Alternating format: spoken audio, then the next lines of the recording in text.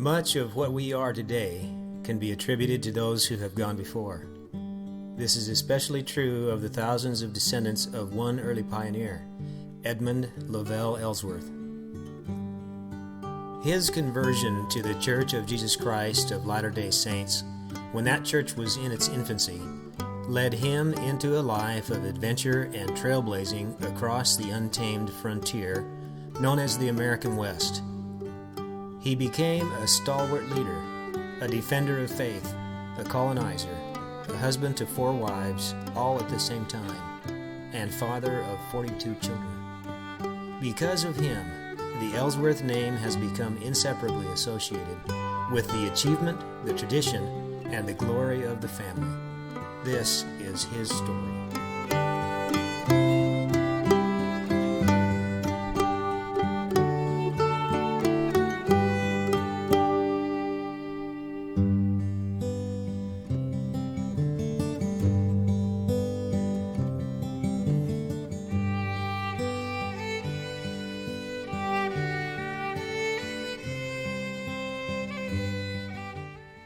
I was born on July 1st, 1819, in Paris, New York.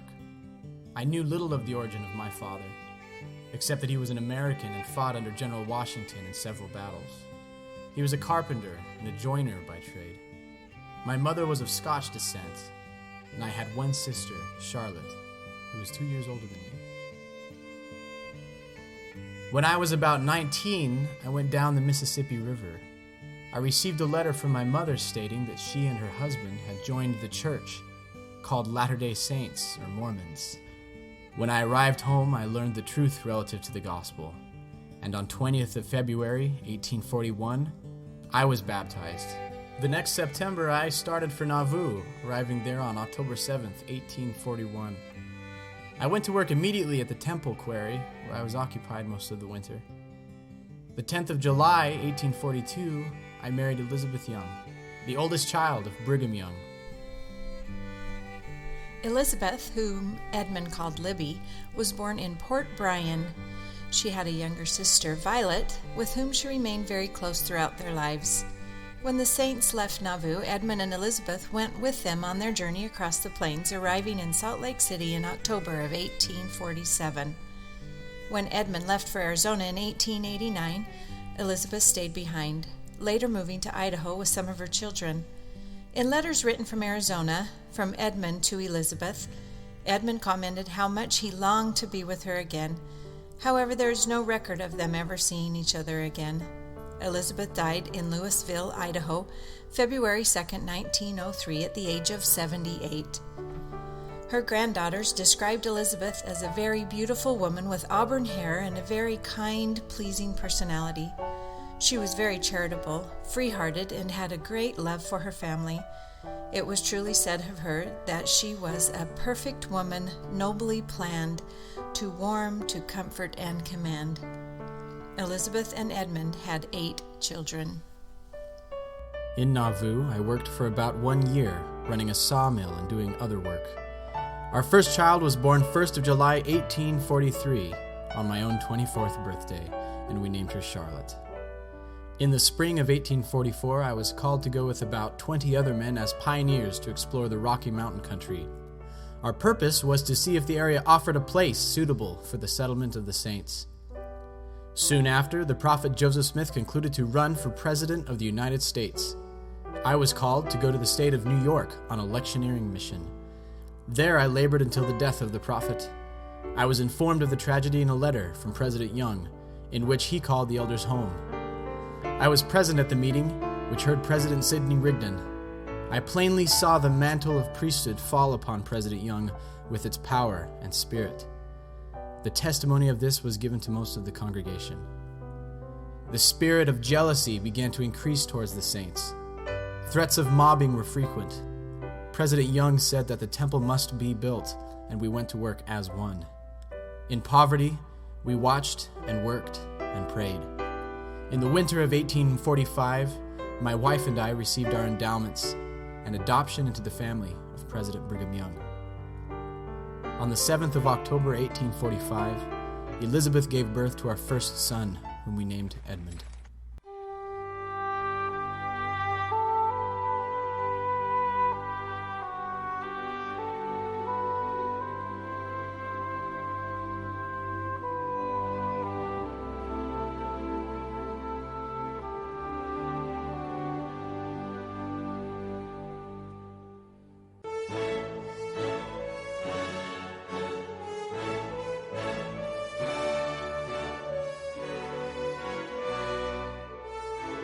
In February of 1846, we crossed the Mississippi River en route to the mountains. Through wind and storm, we traveled west to Richardson's Point. When we arrived at Garden Grove, I was sent by President Young back to Nauvoo. And President Young sent for many things needed in camp in case I could get them, and I was greatly blessed in obtaining everything he had sent for. I arrived at winter quarters in time to help mow the hay for winter. As the winter of 1846 and 47 set in, I was placed in charge of the cattle of President Young and President Kimball, and took the cattle over 100 miles up the river to the bush bottoms. During my stay of 2 days and 3 nights, I shot over 40 wild turkeys. Most of them I shot by moonlight off the trees on which they roosted. I was one of the 4 men who started the first brass band organized in the church. During the winter, we were called on to play for many dances, sometimes 6 in a week. In the early spring of 1847, I was called to go with the pioneers to the Rocky Mountains, and when we arrived at the Loop Fork of the Platte River, we cut cottonwood trees for the horses. They ate the bark as the only feed available. A little farther west, we came to buffaloes so numerous that the feed was all consumed and they were very poor. We crossed the La Platte River at Fort Laramie, thence through the Black Hills to the Upper Crossing. By this time, the river had swollen so much we could not ford, and we were compelled to go for timber. We hewed out 3 large canoes, and these we framed together, making a good ferry boat on which we ferried our wagons. Before we had finished with our own wagons, the immigrants to Oregon began to arrive.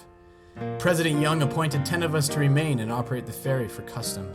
The purpose of our operation of the ferry for hire was to obtain in exchange for supplies that would help the mission on its return for their families. We were kept busy at the ferry for about 2 weeks. I, with my family, accompanied the saints to the valley, where we arrived on the 12th of October, 1847. As we entered, I beheld for the first time the future home of the saints. In the spring of 1848, we planted several acres to a small variety of corn. As a consequence of the climate and the shortness of the season, the crop hardly matured. Provisions were scarce, and the saints suffered more or less with hunger and cold. Many had no houses to keep them warm. We lived in a shanty most of the winter of 1848 and 1849. We fought the Indians on the Provo River for 3 days, and on the morning of the 5th day we killed about 30 Indians. I was wounded slightly, and this ended our Indian trouble. On the 24th of December 1852, I had Mary Ann Dudley sealed to me by President Young. Mary Ann Dudley was the second wife and the first Polly of Edmund. The sealing took place in the office of the president by Brigham Young. Edmund's first wife, Elizabeth, who accepted the law of polygamy so strongly upheld by her father, welcomed Mary Ann into the family. Born in New Hampshire, she was baptized a member of the church when she was 8 years old. Her family moved to Nauvoo in 1844. When her mother left Nauvoo for Salt Lake Valley in 1950, her father was so ill, so Mary Ann drove their team, which consisted of 1 horse and 1 cow. She celebrated her 16th birthday on the plains while traveling to Salt Lake. In 1880, when Edmund moved to Arizona, Mary Ann Dudley, whose children were older, did not go with him. She moved to Idaho and spent the rest of her life there. Mary Ann Dudley was described as very active physically and mentally. Mary Ann Lovell Ellsworth passed away on December 16, 1916. She and Edmund had a family of 9 children. 2 of their children died in infancy. The other 7 children lived to rear large families. Tragedy struck the family when Charlotte was 10 years old. She took a powder horn and put the string on it around her neck. They had a bonfire in the backyard, and an Indian boy who made his home with Grandma came up to Charlotte and, instead of removing the string from her neck, took the horn and poured the gunpowder directly on the fire. The flames flared up so quickly, they engulfed her and she was burned to death. She died on December 24th, 1853. According to appointment on the 29th of March, 1854, I started on a mission to England. After fording streams, wallowing through snowdrifts and mud, and sleeping on the ground, we arrived at Fort Laramie on the 16th of April. On the 3rd of May, we met the westbound mail 12 miles above Leavenworth. and on the 3rd of June we arrived in Liverpool, England. Edmund served a mission for 2 years in England. His journal documents the great success the missionaries were having during this period of time. On numerous occasions they baptized multiple people, and on one occasion he stated that he baptized 50 of the saints in Aberystwyth. He was blessed with many spiritual experiences while on his mission. It is recorded in the diary of one of his companions, A. Galloway, that he, Mr. Galloway, was awakened one night by Edmund, who related that 3 times during that night he had dreamed that he was at home and that President Young had said, "We are thinking of having a company of saints cross the plains next year with handcarts. We would like you to take charge of the company." In the winter 1855 to 1856, I received a letter from President Young calling me to lead the first handcart company across the plains. September 29th, 1855. My dear son Edmund, we are very anxious to have a company got up in England to cross the plains with handcarts. I do believe that I could bring a company across without a team and beat any of them if I could be there myself. Would you like to try it? If we can have our emigration come to the eastern cities and the northern route, it will much relieve our brethren from sickness and death, which I am very anxious to do. There's a new way from New York City to Iowa City and will cost only about $8 for the passage. Then take handcarts and a little homage with a few good milk cows, and come on until they are met with teams from this place with provisions. And in March of 1856, I was released to return home. Edmund Ellsworth left the British Isles March 23, 1856, on the ship Enoch train, along with 533 saints on board. The ship sailed across the Atlantic and 5 weeks later arrived in Boston on April 30th. They then took the train to New York City. They traveled westward to Iowa City, which was the end of the railroad, arriving May 12, 1856. On the arrival of the first handcart caravans at Florence, Nebraska, on the west side of the Missouri River, J.H. Lady wrote on August 14, 1856, "The first and second companies of immigrants by handcarts, under the care of Captains Edmund Ellsworth and Daniel D. MacArthur, arrived in camp on the 17th of July in fine health and spirits, singing as they came along Elder J.D.T. McAllister's noted handcart song, 'Some must push and some pull,' etc. My heart is gladdened as I write this, for methinks I see their merry countenances and buoyant step, and the strains of the handcart song seem ringing in my ears like sweet music heard at eventide or in a dream." The first handcart company left Iowa City, Iowa on the 9th of June, 1856. There were 273 souls who embarked upon the journey. 33 gave up the trip. 12 persons died out of the entire company during nearly 4 months of traveling over 1,300 miles. 228 men, women, and children arrived in Salt Lake City on the 26th of September, 1856. An official record of the handcart trek was kept by A. Galloway and Edmund Ellsworth, which detailed the day-to-day activities of the handcart company. Their records recount a difficult trek across the plains, prairies, and mountains of the American West. There were many hardships, shortages of food and water, encounters with Indians, buffalo, sand, and rocks. Mary Ann Jones Ellsworth, a 19-year-old member of the handcart company, chronicled some of her experiences on the trek. Each person was allowed 17 pounds of baggage, including clothing, bedding, and utensils. When the brethren came to weigh our things, some wanted to take more than the allotted portion and put on extra clothes.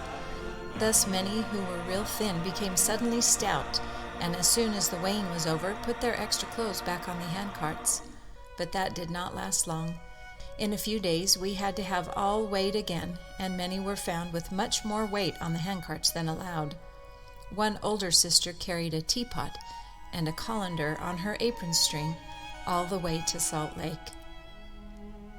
Some stomachs may reject a supper cooked with water taken from a buffalo wallow and on fire of buffalo chips, but to us the food was good. When they finally reached the Salt Lake City, the end of their journey, she wrote, "We were met in Immigration Canyon by the First Presidency and brass band, and hundreds of persons in carriages, on horseback and on foot. It was a day never to be forgotten. We had reached the goal on foot all the way. I never left my handcart for one day and only rode over 2 rivers. We waded streams, crossed high mountains, and pulled through heavy sand, leaving comfortable homes, father, mother, brothers, and sisters. For what? This is the answer. To be where we could hear the prophet's voice and live with the saints of God. I have never seen the day I have regretted my trip." Upon arriving in Salt Lake City, the president sealed to me Mary Ann Bates and Mary Ann Jones, who were members of the handcart company. By way of oral history, it is said that Edmund asked Mary Ann Bates to marry him. She said, "Yes, if you will marry my friend Mary Ann Jones." Mary Ann Bates and Mary Ann Jones were both sealed to Edmund Lovell Ellsworth on October 4, 1856. Mary Ann Bates became Edmund's 3rd wife, and Mary Ann Jones became his 4th. Mary Ann Bates, whom Edmund called Curly Polly, was born in England in 1834. It was here she heard the gospel, and both her and her aunt were baptized. Mary Ann and her aunt took the opportunity to sail to America with the saints. She was in the first handcart company where she and Mary Ann Jones became good friends. Edmund and Mary Ann Bates Ellsworth lived in Salt Lake City for 10 years and then moved to West Weber, Utah in 1866. In 1886, she moved to Mesa, where 2 of her sons had settled. She was described as a very clean, little, and gracious lady. She was an industrious woman and could sew beautifully. She made men's suits, women's corsets, and many beautiful dresses and hats. She died on April 24, 1918, in Mesa, Arizona, at the age of 84. She was the mother of 13 children, 2 of whom died as young children. Her last 2 children were identical twin girls.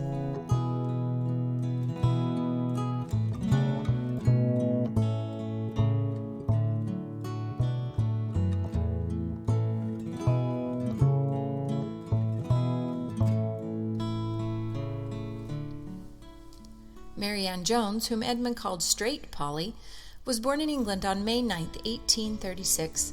She was 18 when she was baptized a member of the church.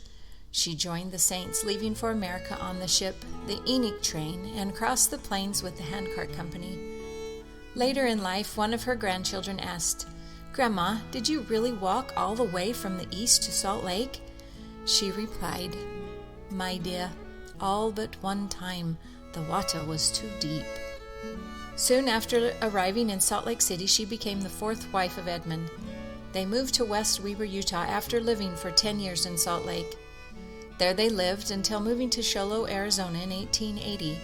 After Edmund's death, she moved to Mesa, Arizona, and lived with a daughter, later returning to live with another daughter in Fort Apache, Arizona. She was described as about average height and quite attractive. She spoke with a strong English accent, dropping her H's on ohm, horse, and ouse. That would get her grandchildren laughing at the way she talked, and she would say, "That's the correct way to say it, you know." She died in Fort Apache, Arizona in 1925 at the age of 89 years old. She had 12 children, one of whom died as a child. She is buried in the Adair Cemetery in Show Low, next to her husband.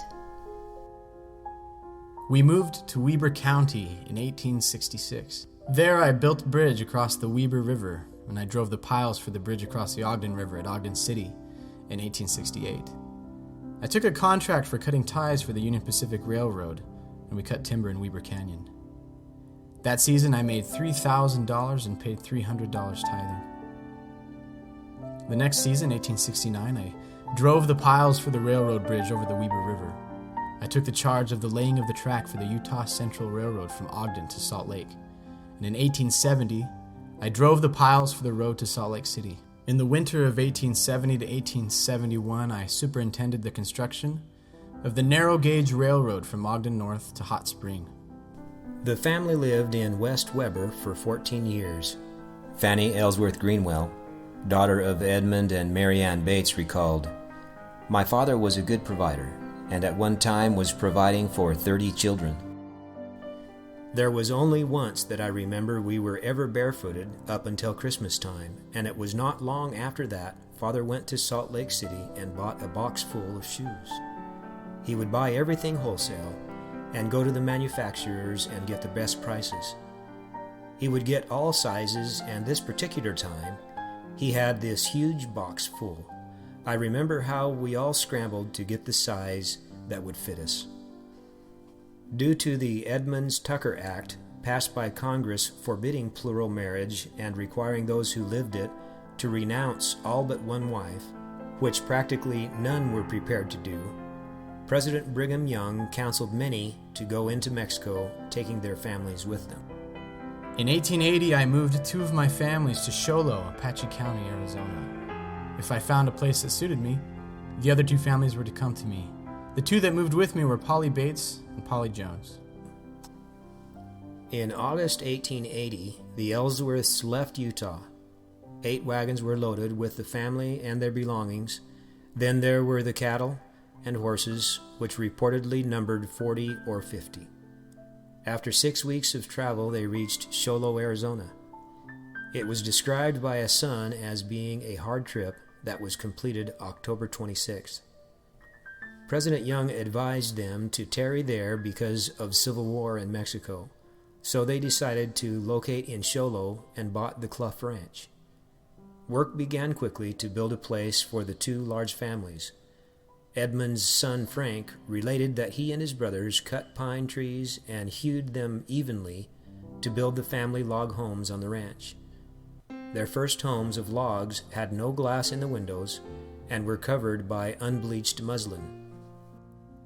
In 1884, the 1st of December, I was arrested for polygamy and taken to Prescott. Under a $2,000 bond, I was instructed to appear at the June term of court to answer the charge. On the 25th of May, in company with my son, Frank, and James Hodge, I started for Prescott. We arrived on the 31st, a journey of 6 days. Court convened and Judge Howard asked several questions, and when told to stand up and give reasons why sentence should not be passed, counsel stated that I was an old man, that for some time I had only lived with one wife. The judge asked if I proposed to obey the law in the future, and I answered, "As I understand it." The sentence was that I pay a fine of $300 within 24 hours or serve 60 days in the territorial prison at Yuma. Not having the money, I concluded to accept the prison sentence. In the evening, the marshal delivered me to the sheriff, who locked me in jail. There was plenty of odors.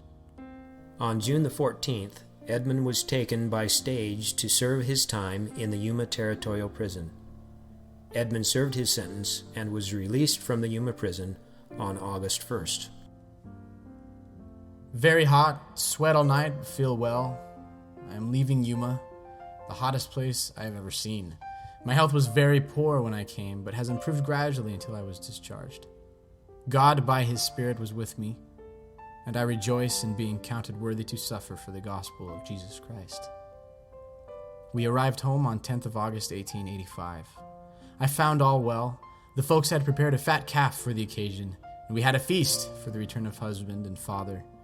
The hot weather had sweat the heart disease nearly away. I was in better health than I had been for years. And in the fall, my sons, William and George, moved to Mesa. The next spring, they sent for their mother, Mary Ann Bates Ellsworth, to come to them. In June, I moved her to Mesa and bargained for a place for the other family.